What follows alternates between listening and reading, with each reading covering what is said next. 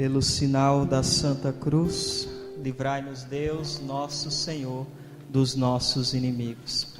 Em nome do Pai, do Filho e do Espírito Santo. Amém. Ave Maria.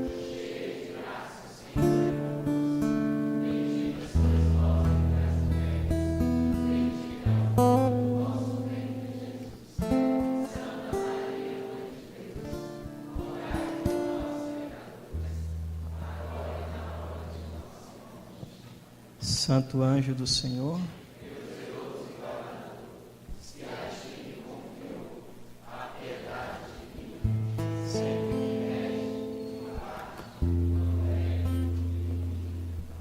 eu vos saúdo, ó Virgem Maria, filha bem-amada do Eterno Pai, mãe admirável do Filho, esposa muito fiel do Espírito Santo, templo augusto da Santíssima Trindade. Eu vos saúdo, soberana princesa, a quem tudo está submisso no céu e na terra. Eu vos saúdo, seguro refúgio dos pecadores, Nossa Senhora da Misericórdia, que jamais repeliste pessoa alguma. Pecador que sou, me prostro aos vossos pés, e vos peço de me obter de Jesus, vosso amado Filho, a contrição e o perdão de todos os meus pecados e a divina sabedoria. Eu me consagro todo a vós com tudo o que possuo. Eu vos tomo hoje por minha mãe e Senhora. Tratai-me, pois, como o último dos vossos filhos e o mais obediente de vossos escravos. Atendei, minha princesa, atendei ao suspiro de um coração que deseja amar-vos e servir-vos fielmente. Que ninguém diga que entre todos os que a vós recorreram, seja eu o primeiro desamparado. Ó minha esperança, ó minha vida, ó minha fiel imaculada Virgem Maria, defendei-me, nutri-me, escutai-me, instruí-me, salvai-me, assim seja. Com o vosso divino Filho, ó Mãe Pia, abençoai-nos, ó Virgem Maria, em nome do Pai, do Filho e do Espírito Santo. Amém.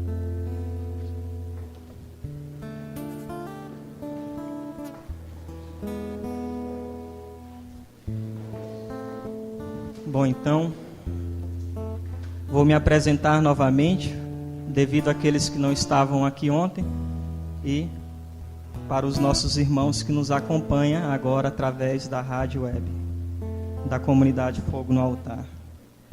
Bom, então, para quem ainda não me conhece, me chamo Hélio Maria, moro na cidade do Novo Gama, tenho 28 anos, casado, pai de 3 filhos, né? Minha esposa está grávida novamente, então, não é, às vezes as pessoas falam, parabéns, Hélio, você vai ser pai de novo. Não, já sou pai porque a vida começa na concepção. Embora tendo apenas 28 anos de idade, há 4 anos atrás, Deus fez no meu coração um chamado de fundar uma comunidade, que por enquanto é de aliança, e cujo nome é Comunidade Missionária Mariana.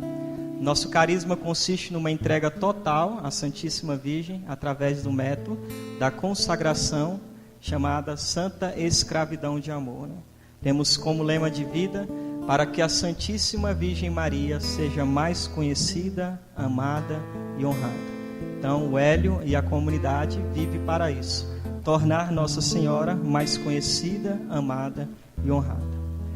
E nessa pregação agora, né, uma pregação um pouco difícil de se fazer, e tudo que eu quero pregar, que eu quero dizer aqui, que desde já vocês entendam que não é para condenar ninguém, né? Mas muito pelo contrário, é para a salvação das nossas almas. Então é importante nós estarmos atentos a tudo que vai ser falado, que é praticamente em si sobre a modéstia, para vocês entenderem o que seria um pouco a modéstia e para que serve a modéstia no caso. Então o tema dessa pregação é aquilo que a Virgem Maria disse em Fátima: virão modas que irão desagradar o coração do meu filho. Então é sobre essas modas que nós iremos falar. Mas antes de nós entrarmos então propriamente nesse tema, te convido a pegar e abrir comigo as Sagradas Escrituras em 1 Coríntios, capítulo 6, versículos de 12 a 20.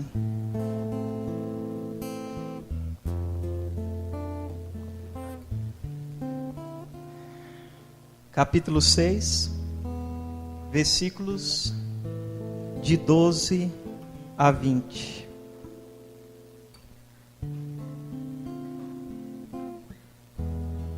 Amém ou misericórdia?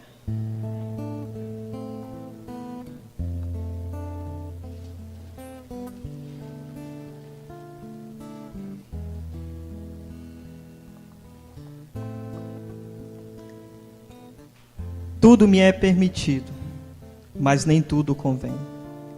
Tudo me é permitido, mas eu não me deixarei dominar por coisa alguma. Os alimentos são para o estômago, e o estômago para os alimentos. Deus destruirá tanto aquele como este. O corpo, porém, não é para a impureza, mas para o Senhor, e o Senhor para o corpo. Deus que ressuscitou o Senhor, também nos ressuscitará a nós pelo seu poder. Não sabeis que vossos corpos são membros de Cristo? Tomareis então os membros de Cristo e o fareis membros de uma prostituta? De modo algum. Ou não sabeis que o que se ajunta a uma prostituta se torna uma só carne com ela? Está escrito, os dois serão uma só carne. Pelo contrário, aquele que se une ao Senhor torna-se com ele um só espírito. Fugi da fornicação. Qualquer outro pecado que o homem comete é fora do corpo, mas a impureza peca contra o seu próprio corpo. Ou não sabeis que o vosso corpo é templo do Espírito Santo que habita em vós, o qual recebeste de Deus, e que por isso mesmo já não vos pertenceis, porque fostes comprado por um grande preço. Glorificai, pois, a Deus no vosso corpo. Estas são para nós palavras do Senhor. Vamos aplaudir a palavra santa.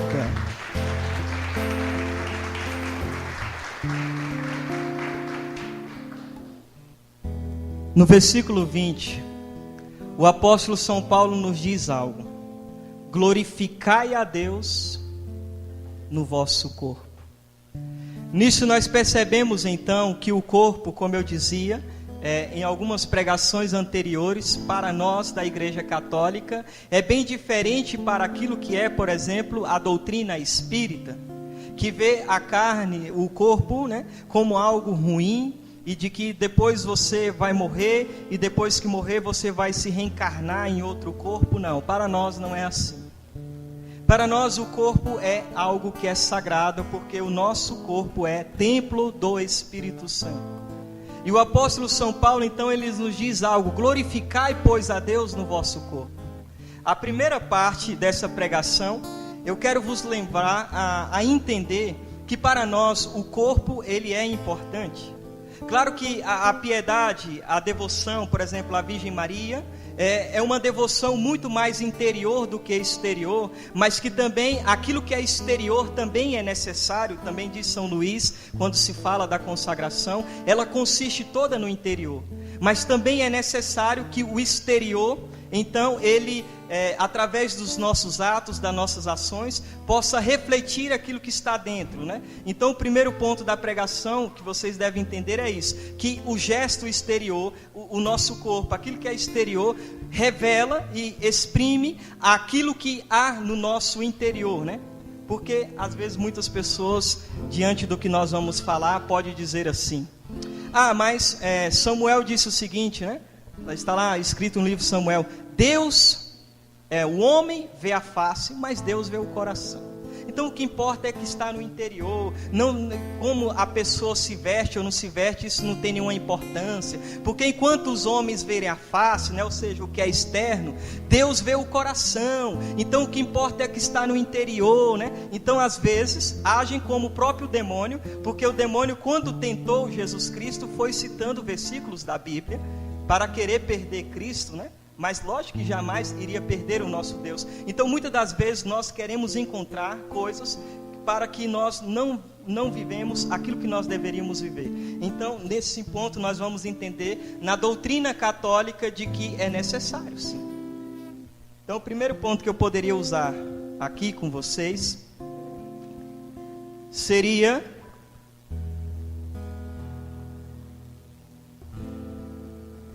o que está escrito no livro do Eclesiástico,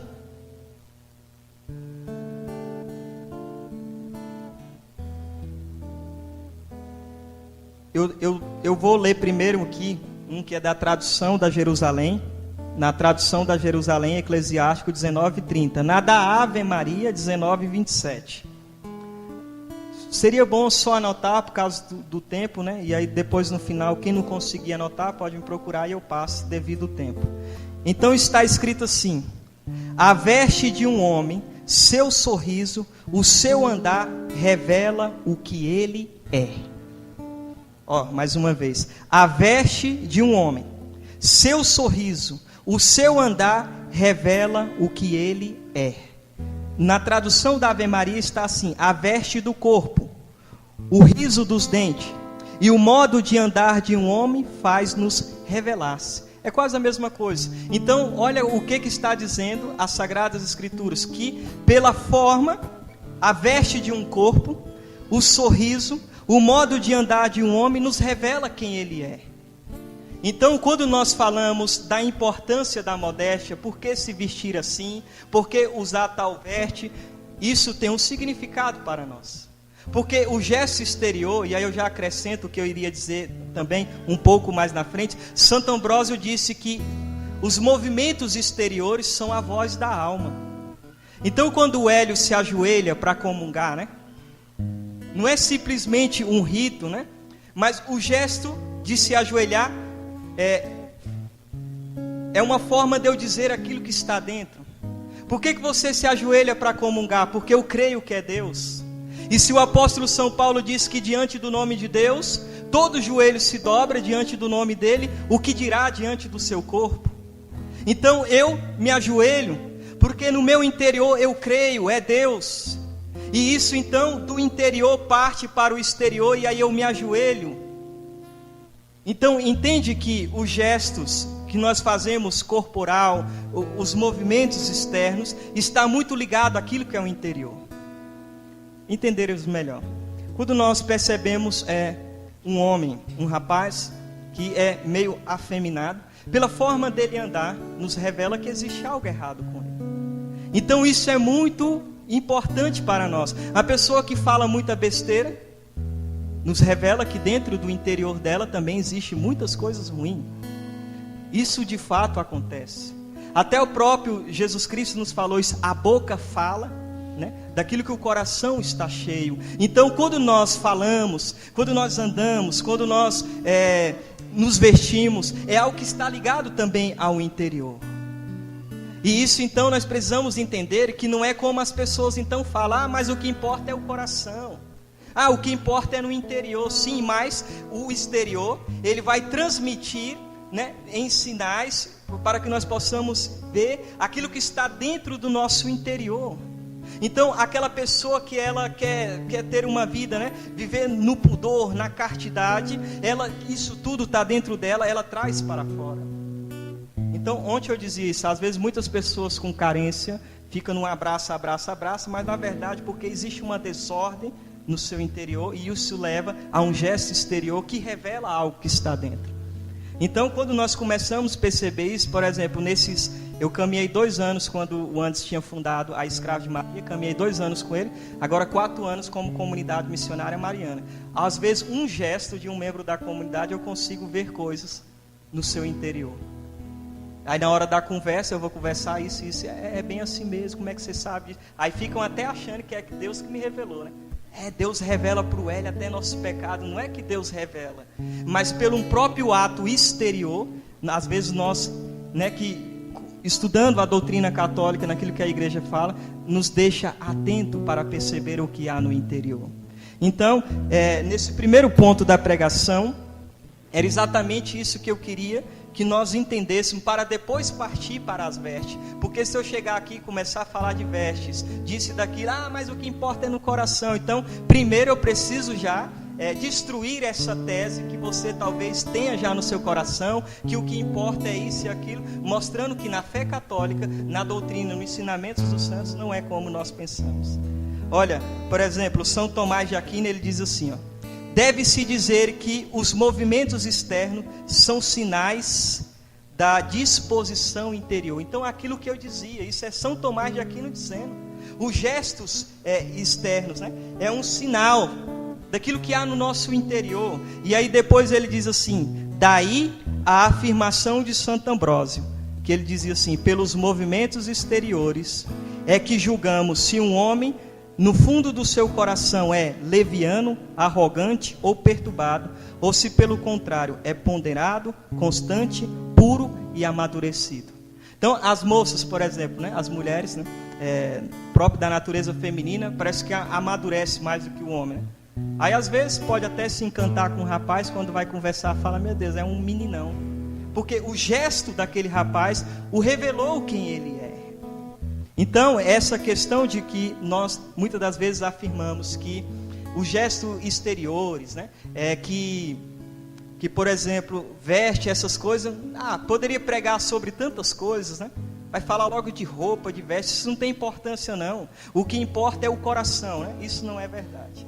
Depois Santo Agostinho disse assim, olha só, aí agora nós já vamos entrar para essa parte da roupa, porque Santo Agostinho disse assim, em todos os vossos movimentos, nada se faça que ofenda os olhos de quem quer que seja, mas só o que convém à vossa santidade.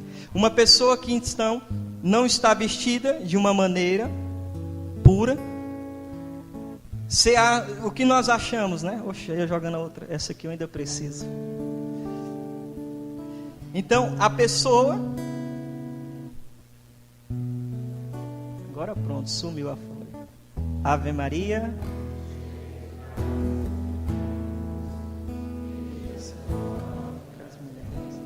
Bendito é o fruto do vosso ventre, Jesus. Santa Maria, Mãe de Deus.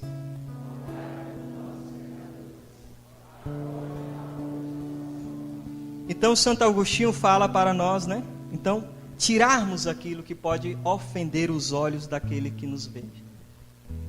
Quando eu me visto de uma maneira impura, o que eu vou causar nos olhos de quem me vê? Desejos, citações, situações de pecado, porque o padre nos relembrava aquilo que eu dizia também nas pregações anteriores, aquele que lança um olhar para a mulher e deseja no seu coração, né, se ele é casado, já cometeu adultério. Isso é muito sério.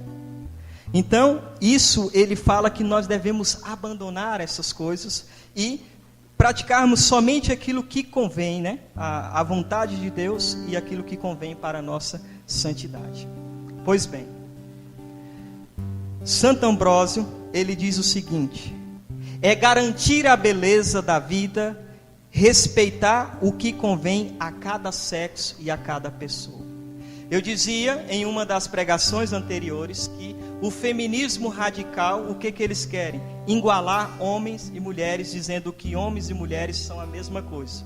A primeira pregação que eu fiz, baseado naquilo que é a teologia do corpo, quando perguntaram para Jesus, os fariseus, se o casamento era, né, deveria ser para sempre, que é indissolúvel, qual foi a resposta de Jesus, né? Se podia ou não dar carta de divórcios à mulher por qualquer motivo? Jesus disse assim, acaso não leste o que está escrito no princípio? Né? E disse, no princípio Deus fez homem e mulher.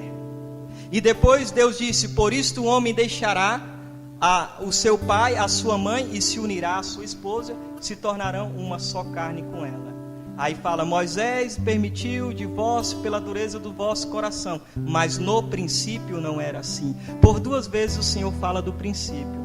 Por isso, na primeira pregação eu dizia, se nós queremos corrigir os erros do qual nós vivemos hoje de nossa sexualidade, a forma mais correta é fazer o que o próprio Deus fez naquela situação, voltar ao princípio, voltar às fontes. E é exatamente isso que o Espírito Santo tem feito na igreja nesses tempos. Nós estamos voltando para as raízes e aquilo que é a doutrina católica.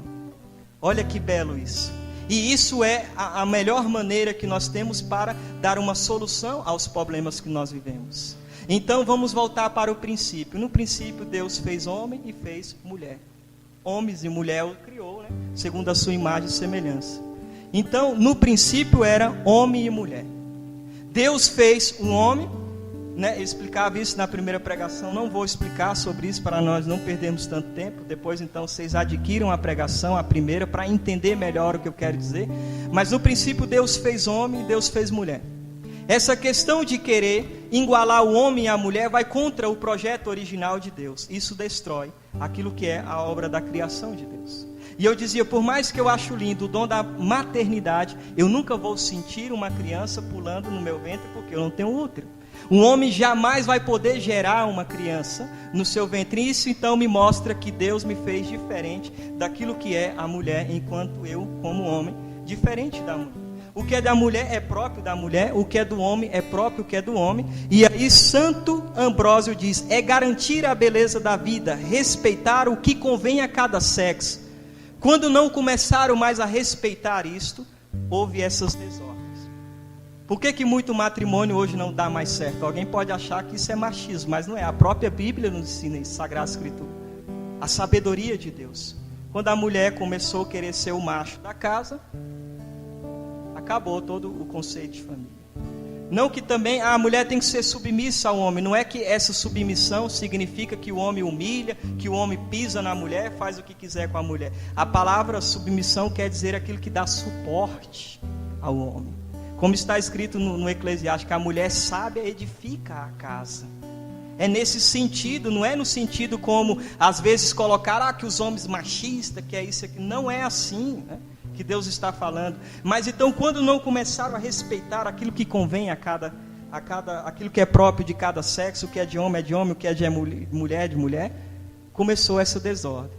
Aí hoje nós vai entrando expressões unissex, né? Então tem aquela calça horrível, né? Que eu chamo calça cagada, né?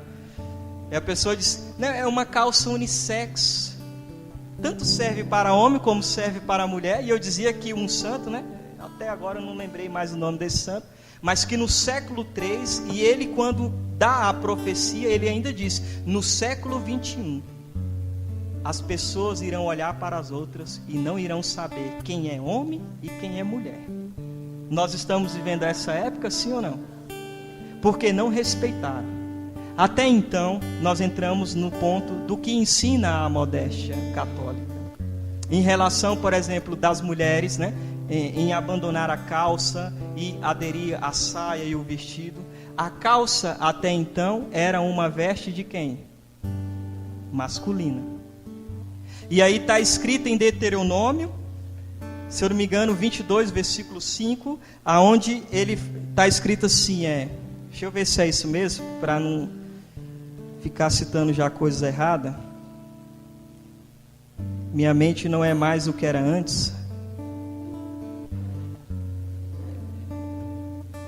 Mas é isso mesmo, 22, 5.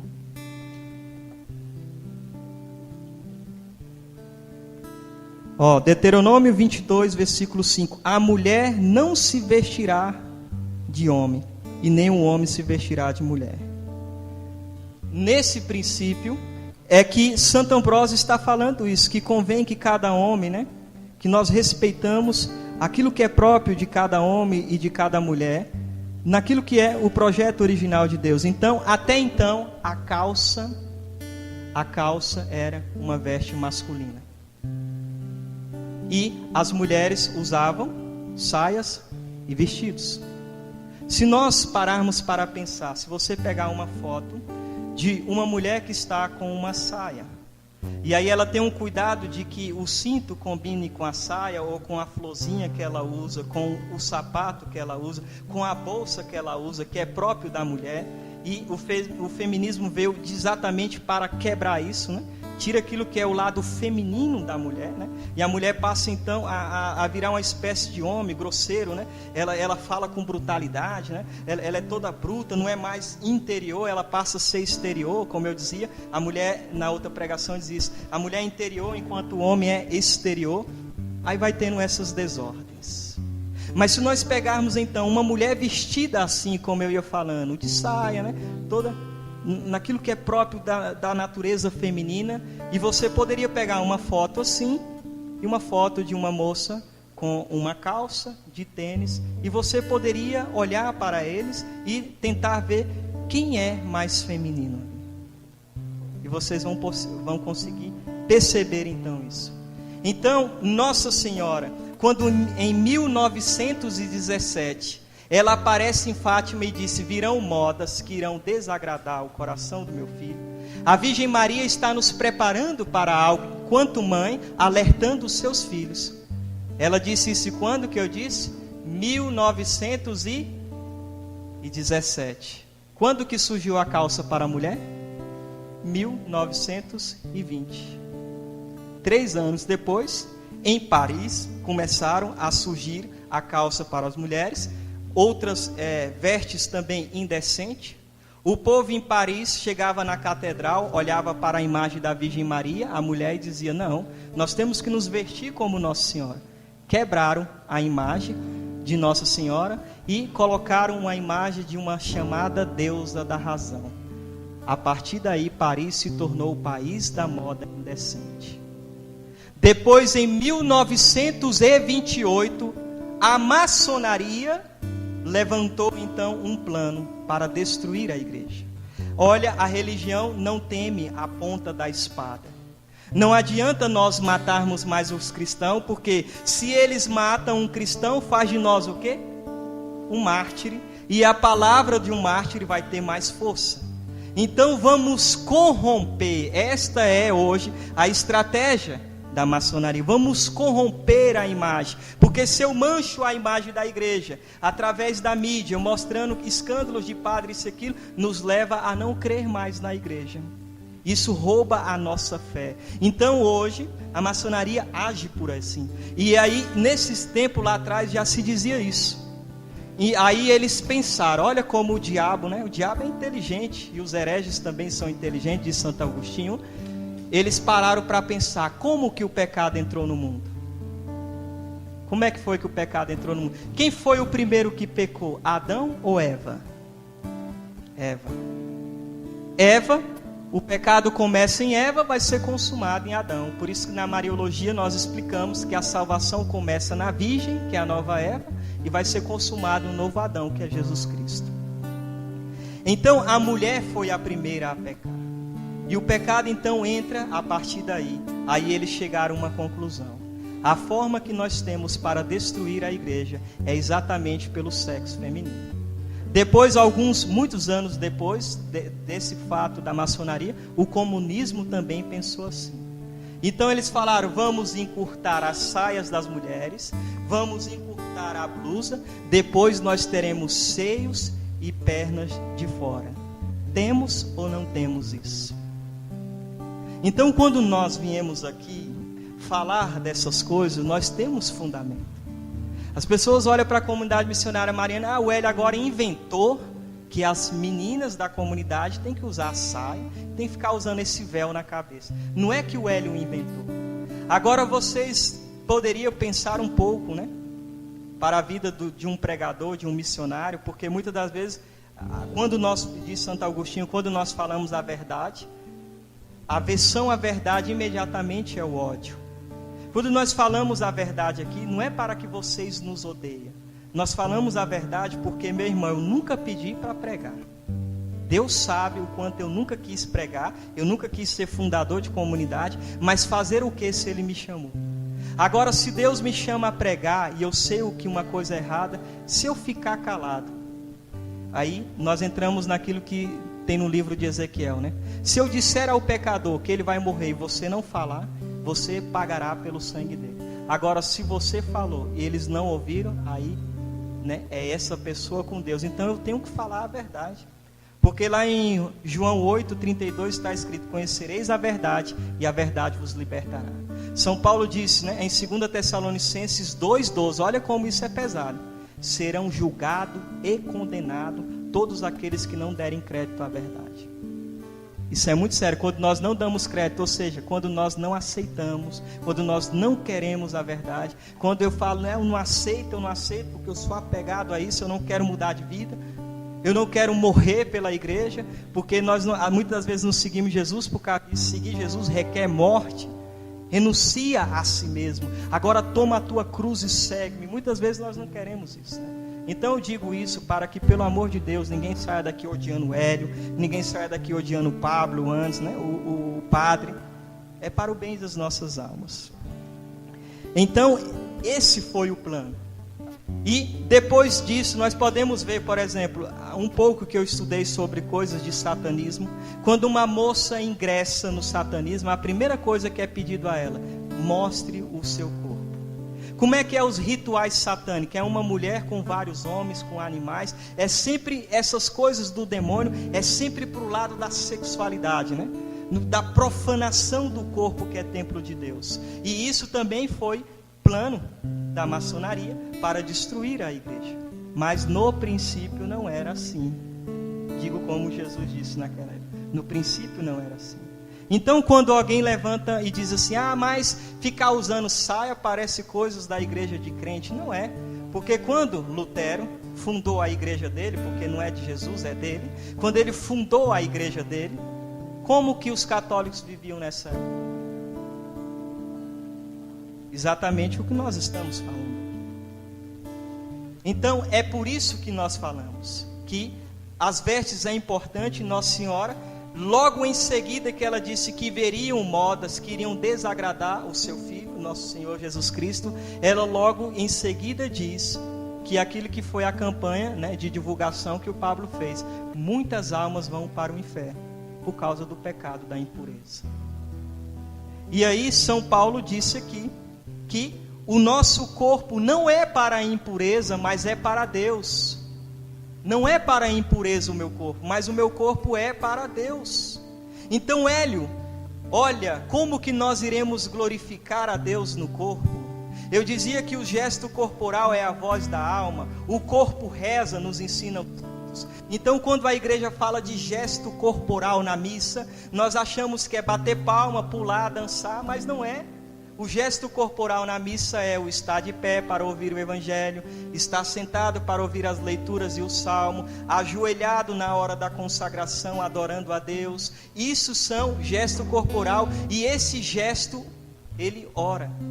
Nisso nós glorificamos também a Deus no corpo. E sem dúvida na forma com que nós nos vestimos, como nós nos comportamos. Eu não consigo entender como que o demônio consegue destruir tantas coisas, né? Aí quando, por exemplo, quem for entrar no fórum, não pode entrar de camiseta regata, de bermuda, né? Aí todo mundo obedece, não é verdade? Aí na igreja parece que pode ser de qualquer jeito. Aí tá lá, vai entrar no cinema, desliga o celular, todo mundo desliga, não reclama. Na missa, alô, no meio da missa, eu falo: Jesus, dê paciência, viu? Por que para Deus tem que ser assim? Por que para Deus nós sempre damos o resto, se Ele nos deu tudo? Lembra o que o padre dizia na missa, né? Quando transpassou Jesus, o coração dele esvaziou de tudo. Jorrou sangue e água. Jesus nos deu tudo. E nós temos medo de dar também para Deus o nosso. Então por isso que é importante, e aí digo outras coisas. Muitas mulheres se tornaram mulheres machão, né?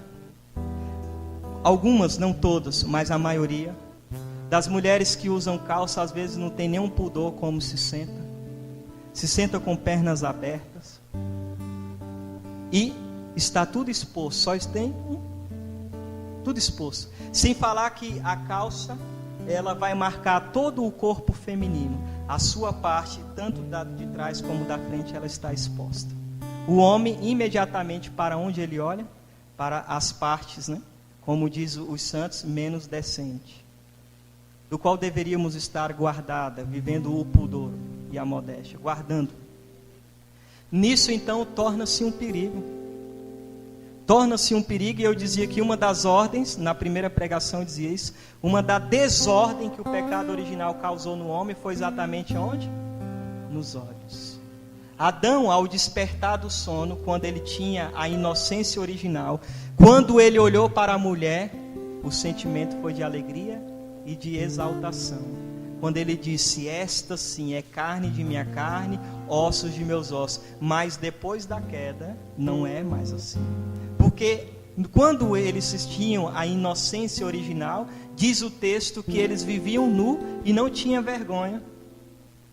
Logo depois do pecado original, Eva quis se cobrir. E o beato João Paulo II disse que essa vergonha, Deus dá à mulher como uma alta defesa. A mulher então ela está tomando banho, tranquilamente, mas se ela percebe um perigo do qual alguém vai ver a sua nudez, qual a primeira reação de vocês mulheres? Se esconder, cobrir, guardar, né? Velar aquilo que é a tua nudez, aquilo que é a tua intimidade. Hoje então, se as mulheres se estão expondo, é sinal de que nem mais esta vergonha que Deus deu como alta defesa não se tem mais.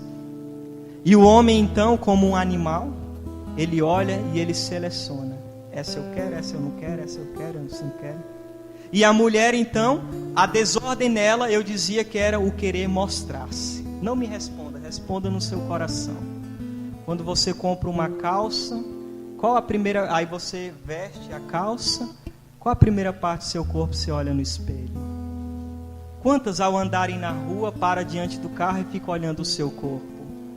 Com esse gesto exterior, nos revela que no seu interior tem um desejo em querer mostrar-se. Porque ela sabe que o homem é pelo olhar. E ela sabe que ela mostrando, ela consegue atrair o olhar do homem para ela. Mas aí onde vocês se perdem. Porque eu quero que levante a mão aqui. Quem ainda não é casado dos jovens? Levantam a mão. Dos homens, perdão, homens. Muito bem. Agora eu quero que levante a mão somente dos homens que estão aqui, que pensa em casar com uma mulher, que você sabe que depois que você vai ter ela como sua esposa, ela vai ficar expondo o corpo dela para outros homens. Levantam a mão para mim. Ninguém. A mulher assim, o homem só quer usar dela. Mas na hora de casar, ele quer procurar uma mulher reservada. Uma mulher que é guardada. Uma mulher que não se expõe. E é isso que as mulheres também precisam entender. Claro que também os homens. Porque também o demônio já inverteu tanto as coisas que até a mulher já está com problema nos olhos. De querer ficar olhando o corpo do homem, a parte do corpo do homem. E o homem então numa bobagem, aí entra lá na academia, se é por questão de saúde, até que vai se tratar, né, o corpo. Mas às vezes por vaidade, toma tantos anabolizantes e fica forte, né? Por fora, lindo, maravilhoso. Por dentro, como diz Jesus, um sepulcro caiado. Fedido, podre, sujo, nojento. O que adianta isso? Então, quando a igreja começa a falar da modéstia, é exatamente isso. Se a calça vai masculinizar a mulher, a modéstia o devolve aquilo que é aquilo que é feminino. A mulher agora ela se preocupa como ela vai sentar, como que ela vai cobrir cruzar as pernas. E sem falar que fica muito mais lindo, né? Eu queria que fosse muito sincero aqui os homens. Sejam muito sinceros, não é porque eu estou falando não. Sinceridade do teu coração. Vocês acham ou não acham a mulher que vive a modéstia que ela está mais feminina, mais bonita e mais bela? Sim ou não? Não ouvi? Sim ou não? Sim. E aí a modéstia masculina ela está mais nos olhos, mas também seria importante o homem também fazer uma renúncia como um gesto de amor e de incentivo para a mulher. Eu, por exemplo, né, eu não uso mais calça jeans. Eu não uso mais calça jeans. O primeiro momento foi porque quando as moças da comunidade ouviram falar de modéstia, chegaram em mim para conversar. Eu falei, meu Deus, elas estão renunciando a algo. E eu, como fundador, como pai, também preciso renunciar a algo por elas. Falei, para incentivo e também por amor, para dizer que eu também estou morrendo, que não é só vocês, a partir de hoje eu não uso mais calça. Depois eu fiquei desesperado, porque eu amo tênis, né? Mas tênis com calça social não combina, né? Aí eu falei, agora deixa para lá, né? Por amor, vamos renunciar. Só que depois eu fiquei pensando, quando uma mulher está modéstia e o homem às vezes também não adere a isso, parece que fica uma coisa meio estranha e não combina muito bem. Então também seria bom o homem como uma guarda, porque o Beato João Paulo II diz que é dever de cada homem guardar a dignidade da mulher. Então nós precisamos também parar de ser, né, cachorro, muitos de nós às vezes somos imorais, adúlteros, e aprender a honrar as calças que nós temos enquanto homem, valorizando a mulher e ajudando. E assim também as mulheres nos ajudando, porque quando a mulher adere à modéstia, ajuda ou não a gente a ser santo? Agora, o que nós vamos fazer para ajudar ela a ser santo? Também morrendo, também abandonando, porque daqui uns dias, calça jeans para o homem é quase impossível. Eu mesmo, quando eu usava calça jeans, já era difícil eu encontrar, porque eu não gosto daquelas calças jeans cheias de monte de bolso, né? Que parece mais uma coisa. Infelizmente, quem usa isso não são pessoas muito de igreja, né? Essas coisas. Não queria nada disso, né? Queria uma calça mais simples, né? Sem ser cheio daquelas coisas de corrente. Não, a única corrente que eu quero é a de Nossa Senhora, né? Às vezes parecia que era um roqueiro, não sei o quê. Como eu, missionário, né? Vou ficar andando assim, como pregador da palavra de Deus, como escravo da Virgem Maria. Então já era difícil. Hoje começaram também a fazer calça para o homem, de cós baixo. É apertado aqui na canela. Eu vi um menino que usava uma calça. Eu falei, meu Deus, como é que ele passou o pé dele aí, né? E toda hora que ele sentava, ele puxava a calça, porque a calça dele também era de cós baixo. Outro detalhe, a blusa dele, decote no peito. Você vê como que o demônio está fazendo? Nós não estamos guardando aquilo que é próprio de cada sexo. O que é de homem, o que é de mulher, é mulher. Aí depois tem tanto problema, como homossexualismo, tantas coisas, nós não entendemos o porquê das coisas. Não é questão, porque é machista, não. É aquilo que é a forma correta. No princípio era assim. Deus fez homem, Deus fez mulher. E nós precisamos então, para solucionar esse problema, voltar também ao princípio, como Jesus falou para o fariseu. Então isso é muito complicado. Então até para nós daqui a uns tempos vai ser complicado. Hoje eu percebo uma coisa, né? Isso aqui é algo meu. Um dia eu estava rezando em casa e eu parei para pensar. Falei, meu Deus, o Papa Bento XVI dizia que a restauração da liturgia viria pelos jovens. É verdade. O jovem quer silêncio na missa. O jovem quer a piedade. Não que eu estou excluindo as pessoas mais velhas. Muitas pessoas mais velhas também vivem assim. O jovem, às vezes, vai numa missa, né, tridentina, não entendeu nada, mas ele quer voltar. Aí, as senhoras de idade, né, anos, né? Eu tinha voltado a brincar de bola e eu fui jogar bola. Quando eu voltei, eu encontrei uma senhora mais ou menos de uns 69, 70 anos, com uma saia tão pequena. Eu vou pro forró, não sei o que. Eu falei, uma velha dessa, em vez de se preparar para a morte, né? Olha o que ela está fazendo. Depois, outra vez, eu vi uma no muro com outra pessoa que, igual o padre falou, parece que um ia devorar a outra. Aí eu encontro na igreja as moças vivendo aquilo que as senhoras deveriam viver. E eu cheguei a uma conclusão. Lá em Joel, capítulo 3, Deus diz assim: derramarei o meu espírito sobre todo ser vivo. Vossos filhos terão visão, né? Anciãos sonharão, jovens profetizarão. E teriam visões e que profetizariam. Nós sabemos que quem sonha é o jovem. O jovem é sonhador, eu vou fazer isso, aquilo. O ancião, que é vivido, ele tem visão das coisas e diz, olha, não é assim. Não é assim que funcionam as coisas. Eu tenho experiência, eu sou vivido. O Espírito Santo inverteu as coisas. As pessoas mais velhas hoje são sonhadores, algumas, não todas. Aí eu chego lá na minha paróquia, um senhor, 50 anos, com um brinco na orelha, bermudão na canela. Falei, Jesus, o que está acontecendo? Aí eu olho para a comunidade, eu vejo o rapaz lá, né, com uma calça social, né, todo bem comportado na missa. Agora, se uma moça que vive a modéstia, ela olha para um rapaz que ainda não entendeu isso, que ainda está assim, com um brinco na orelha, de bermudão, ela vai olhar, isso é um moleque, não presta para mim. Porque a mulher, ela procura um homem de verdade. Um homem que vai guardar a sua dignidade.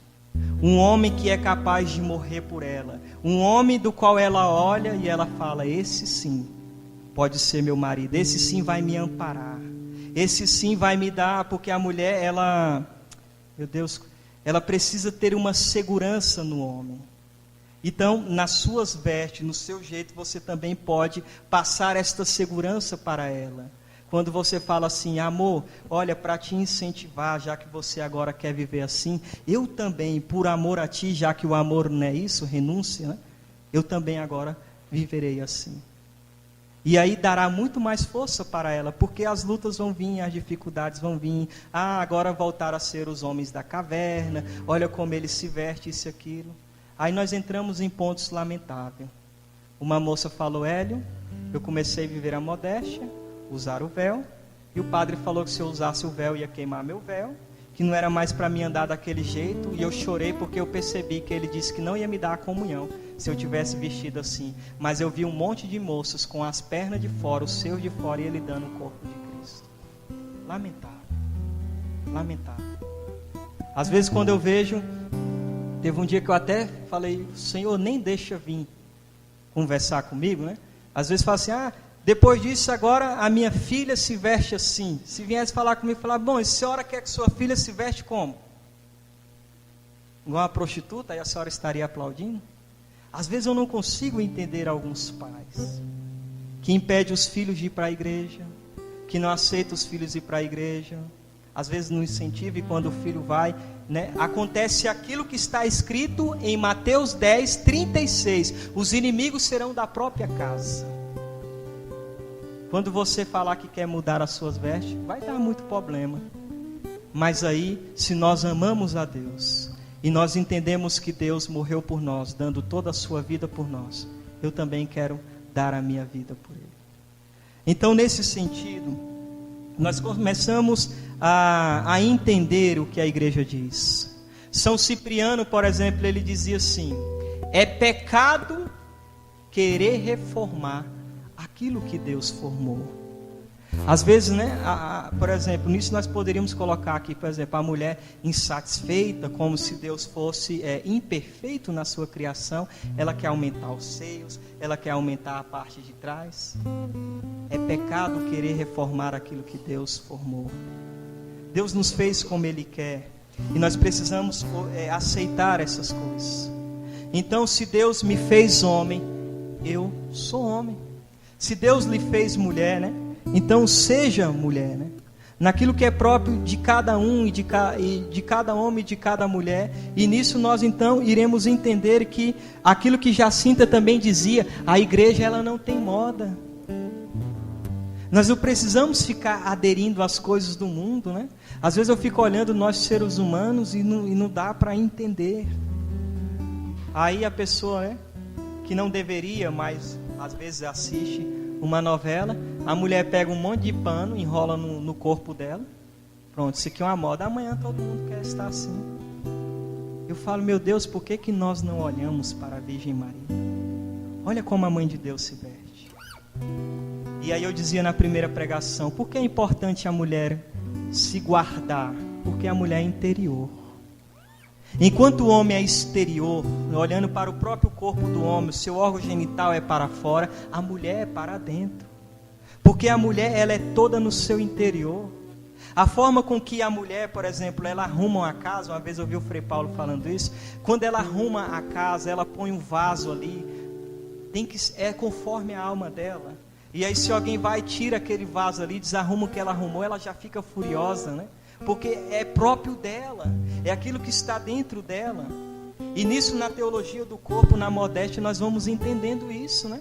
Por exemplo, o homem é desligado, né? Igual agora, eu e minha esposa estamos batalhando para nós termos a nossa casa nos fundos, reformar e sair de dentro da casa da minha mãe. Eu estou despreocupado. Mas a modéstia me levou a entender que a natureza feminina é diferente da minha, enquanto homem. De que a mulher tem um desejo de ter a sua casa. Ela quer falar, é a minha casa. Eu falei, amor, eu entendi tudo. Você vai ter a sua casa. E aí nós ajuntando dinheiro, ela dizia, amor, como é que vai ser? Vai pintar como? A cerâmica? Amor, tudo do seu jeito. Do seu jeito, porque eu sei que para vocês é mais diferente. Um homem tanto faz, um barraco velho com telha, ele está lá, está tranquilo, é ou não é? O homem é despreocupado, a mulher não. A mulher, ela quer saber dos detalhes, né? Eu lembro que eu vivendo da providência, quando nós tomamos a decisão de casar, ela dizia, amor, como é que vai ser? Você não trabalha, eu não trabalho. E aquilo, né? Eu amo, claro, amo ela, né? Me dava uma tristeza, né? Mas eu falei, não, eu preciso passar fé para ela. Aí eu brincava com ela, né? Amor, não se preocupa não, né? Vai ser lindo o nosso casamento. Olha, as flores vai ser toda ornamentada de papel crepom. Os meninos da comunidade vai tirando foto, né?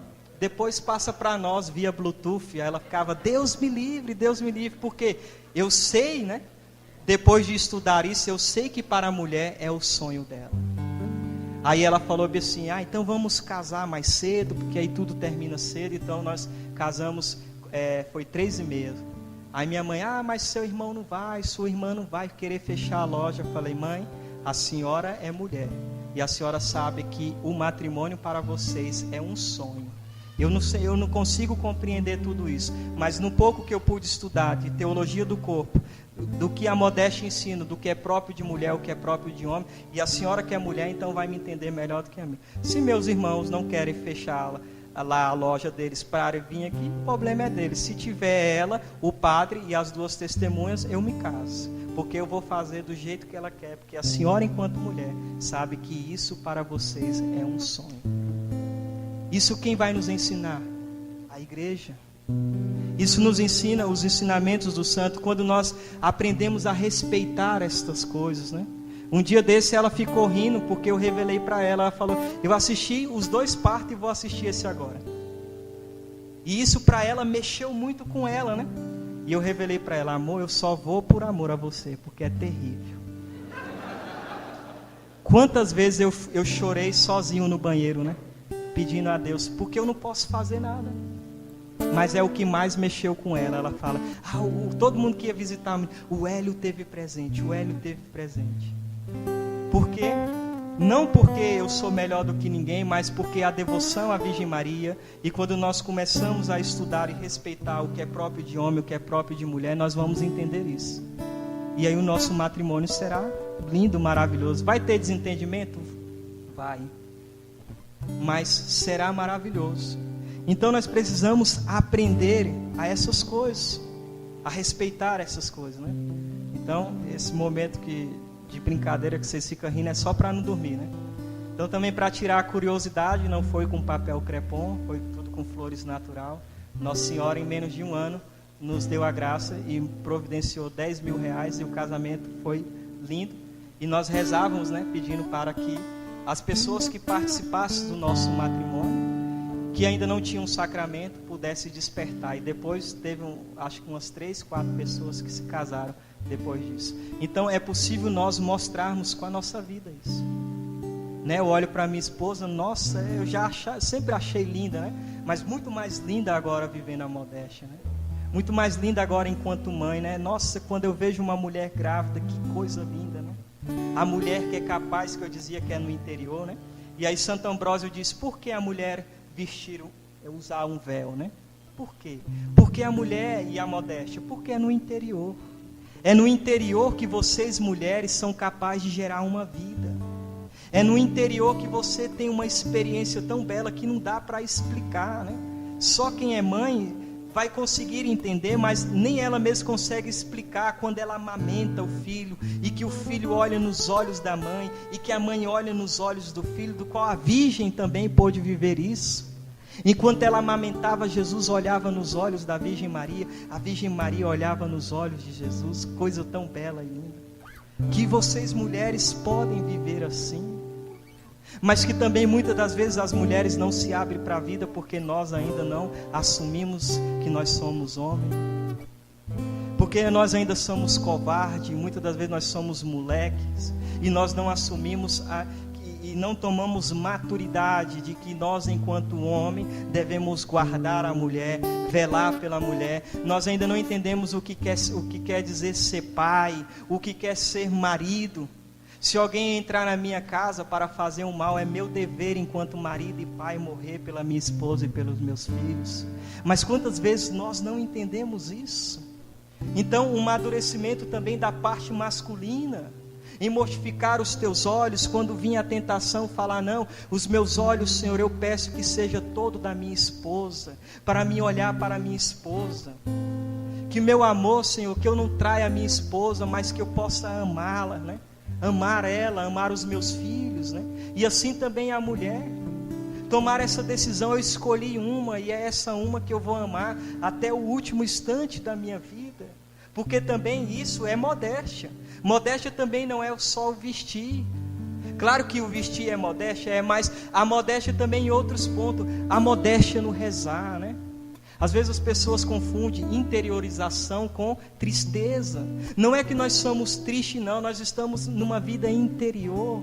Na missa, né? O povo lá da paróquia, onde nós estamos, diz que a comunidade é muito triste. Olha, hoje algumas pessoas viu eu antes chorando ali, rindo, gritando, igual uns doidos, né? A gente brinca, a gente vai para zoológico, a gente brinca de imagem e ação. O povo acha que a gente reza 24 horas, não conhece a nossa vida. Aí nos vê dentro do santo sacrifício, porque a Santa Missa é sacrifício. Aí não entende a nossa postura de viver e diz: são tristes. Também falaram isso com São Paulo. E eu sempre uso a resposta do apóstolo São Paulo: julga-nos tristes nós que somos sempre alegres. Vocês não sabem qual é a verdadeira alegria. Porque a verdadeira alegria não é a alegria mundana, a alegria passageira. A verdadeira alegria está em Deus, em procurar viver a santidade, em procurar fazer a vontade de Deus. Aí sim está a alegria. Então nisso nós vamos entendendo e nós vamos vendo que é um bem para a nossa própria alma viver tudo isso, né? A mulher guardar o que é próprio da mulher, o homem guardar o que é próprio do homem, né? O homem entender isso, que quando você tá namorando, né? Que bonito aquilo que o Anderson dizia, né? Respeitando, lutando para não cair no pecado, você vive aquele período de sacrifício. Mas quando você casar, você vai viver a oblação ali junto com sua esposa, né? Junto com ela, amando ela, né? Se doando a ela, né? A entrega dos corpos um ao outro, né? Se unindo a ela no sacramento, né? Se tornando uma só carne com ela. Como que essas coisas são belas, lindas e maravilhosas. Então, meus queridos irmãos, eu poderia agora citar alguns documentos da igreja em questão dessa modéstia. Quando as mulheres começaram então a aderir a esses certos tipos de modas, a igreja começou a lançar documentos e mais documentos e falar tantas coisas, orientação, a um tal ponto que as mulheres escreveu para a igreja: por que tudo isso para nós? Por que não diz também aos homens? Aí a igreja respondeu: assim como a força do homem está, né, nos seus braços, e ele não pode usar da sua força bruta para violentar a mulher não pode usar da sua força bruta para dominar o homem. Qual é a força bruta das mulheres? A sua sensualidade, a sua sexualidade. Como que Adão caiu? Primeiro a mulher, depois a mulher fala com ele, né? Eva primeiro fala com ele, ele vai e cai. Davi caiu, Salomão caiu, né? Adão caiu, e aí brincando, né? E você que é bobão também caiu. Nós caímos, né? Então as mulheres não devem mais viver no mundo como as filhas de Eva, mas devem viver no mundo como as filhas da Virgem Maria, se vestindo como Nossa Senhora se veste, andando como ela andou, entendendo isso, né? Aí é tão interessante, imagina se a Solange, para receber, né, um homem pecador e miserável como eu, ela usou o véu. Por que não a minha esposa usar o véu para receber o amado da sua alma, que é Jesus? Por que não? Na hora de casar, todas as mulheres querem pôr véu na cabeça, mas na hora de comungar Jesus não querem. A igreja é a esposa de Cristo, é verdade. Mas quem vai olhar para a igreja católica, que é a esposa de Cristo, em mim, no Pablo, que somos homens, e vai ver a igreja de Cristo enquanto esposa em nós? Quem vai refletir esta imagem de igreja enquanto esposa de Cristo? Vocês, mulheres. Quando vocês estiverem vivendo a modéstia com o véu na cabeça, indo comungar Jesus. E o pessoal vai falar, por que isso? Porque a igreja é a esposa de Cristo. E aí você vai poder cantar como aquele canto da toca, né? Rumo ao altar, né? Como é que é, Josué? Você lembra? Como noiva que caminha, né? Rumo ao altar, né? Como a noiva que caminha rumo ao altar. Para comungar a Deus. Para se unir a Deus. Para que seja transmitido aquilo que São Paulo disse, né? Que o mistério do matrimônio é algo que é tão profundo que ele compara ao mistério da igreja, de Cristo e a igreja. E Cristo então se doando à igreja, dando o seu corpo para a sua esposa, alimentando o corpo da sua própria esposa com o seu próprio corpo. E aí isso é visível quando as mulheres, de maneira especial, aderem à modéstia. Os documentos, então. Por exemplo, Pio XII. O número de fiéis e mulheres piedosas, aceitando seguir certas modas ousadas, quebra pelo seu exemplo a resistência de muitas outras mulheres a tais modas, e poderão ser a causa da ruína espiritual para ela. Olha o que a igreja fala.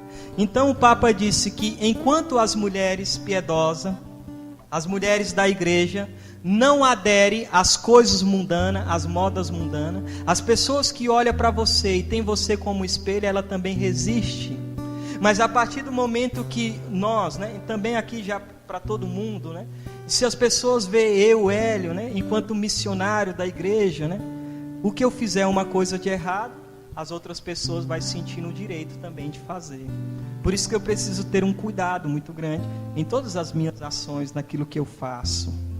E aí continua o Papa.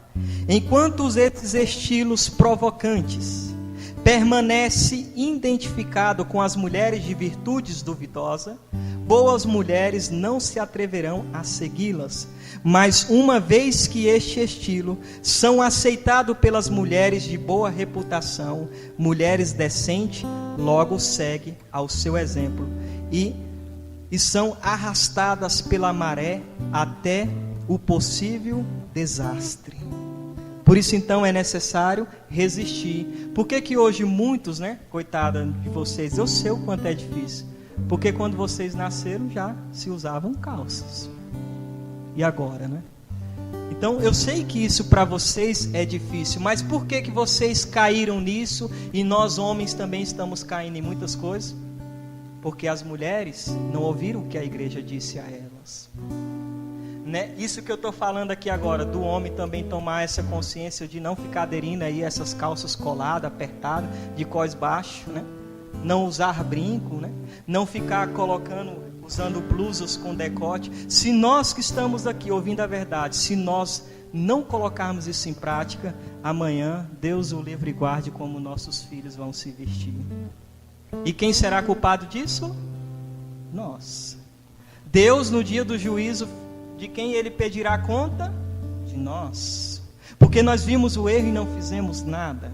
Às vezes eu falo isso na comunidade para os meus filhos. Eu falo, olha, talvez nós vamos morrer por algo que nós não iremos ver. Mas é necessário morrer para que a outra geração possa viver as coisas de Deus.